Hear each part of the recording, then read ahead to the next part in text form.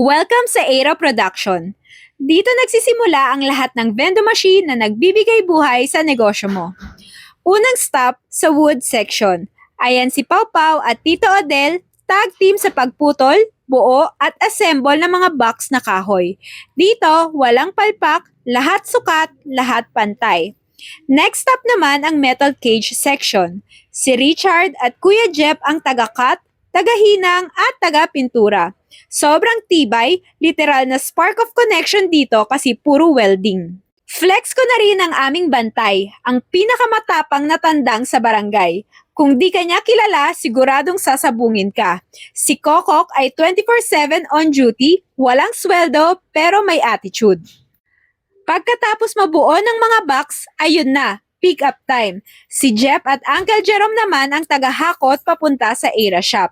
Yan ang delivery boys ng future negosyo mo. Pagdating sa shop, si Uncle Mac na ang bida.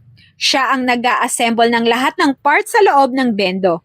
Parang nagbuo ng robot na marunong magpa-load at magpa-wifi. Walang palya, bawat screw at wire may kasamang dasal at precision.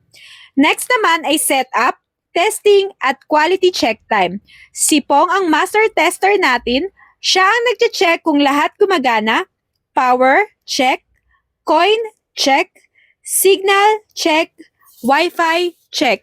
At pag hindi pumasa, balik ulit sa bench. Sabi nga namin, testing muna bago flexing. Kapag pasado na sa quality, balik ulit kay Uncle Jerome. Siya ang taga-buhat, taga-balot, taga-sigurado na walang dents o gasgas.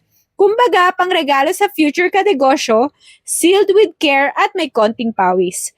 Then, on the next day, ida-deliver at install naman ito nila Jam sa mga umorder.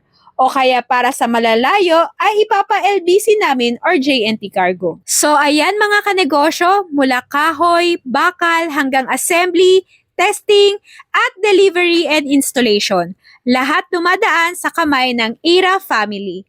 Negosyong may puso, gawa ng Pilipino para sa Pilipino. For more behind-the-scenes kwento at good vibes, follow Era Computer Center, your home for passive income machines.